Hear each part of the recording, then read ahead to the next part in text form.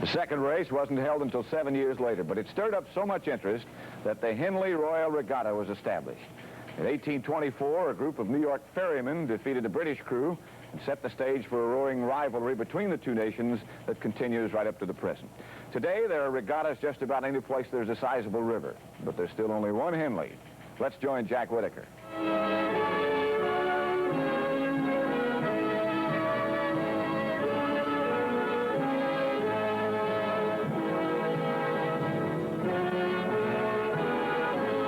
Welcome to Henley-on-Thames, the site of the Henley Royal Regatta, the most famous regatta in the world, a great social event, a great athletic event.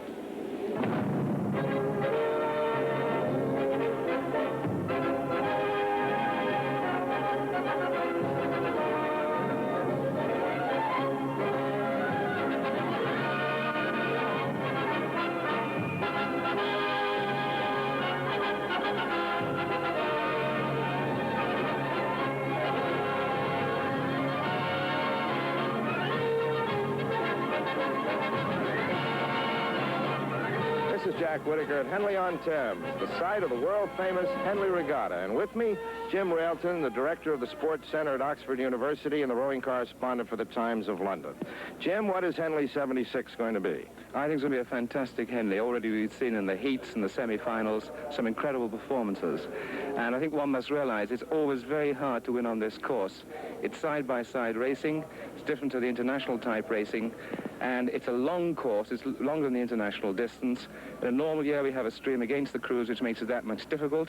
They have some leeway this year because we've had very little water, as you know. We've had almost a drought. And consequently, very little tide against the crews. So some very, very fast times are expected. Well, Jim, can we take a look at a boat? Here at High School of the United States, and in the bow, we have Tom McDevitt.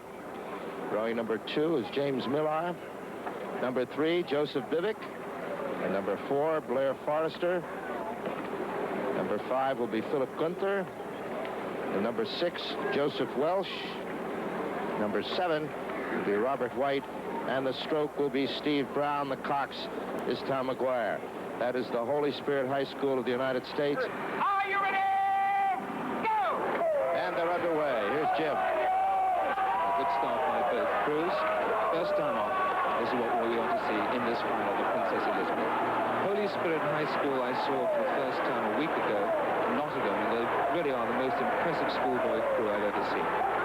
And as we pick up the continuation of the Princess Elizabeth Challenge Cup, Holy Spirit High School of the United States has maintained for most of the time a very short lead. They're almost on record time, hitting the barrier at 1:52, which is the record, and just a second off at Fawley. Here they come with about a half a mile to go. Jim? Well, this is a closer race than we thought. I was waxing lyric before about the Americans' Holy Spirit High School, but they've had a very, very close race with these youngsters from Emmanuel School, London. Distance at the moment, just reaching out now to half a length, and the schoolboys on the Berkshire stage, the right-hand side, in the white vest, are spurting now and fighting very, very hard. Remember, they're giving away 23 pounds a man in this race, which is a tremendous disadvantage.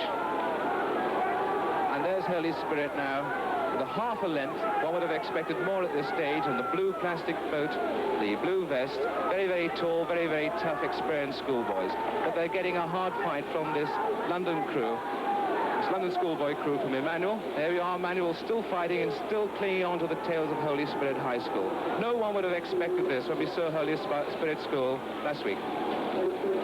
Now, there's a distance now. You can see it. Just half a length. And this race absolutely wide open. Just half a length between the two. And now you can hear the roar of the crowd. Sensing here a great grandstand finish.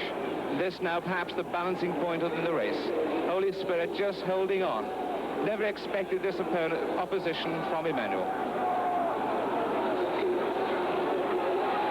And Emmanuel now beginning to fight, beginning to come back. They're within half a length of Holy Spirit High School. This was going to be a great shock result if they can come through. And the enclosure's now on their feet. It's an incredible race. And there we have the stroke. Stephen Brown fighting for more from his crew. But Emmanuel coming through. And that's how close it is. Half a length, wide open at this stage.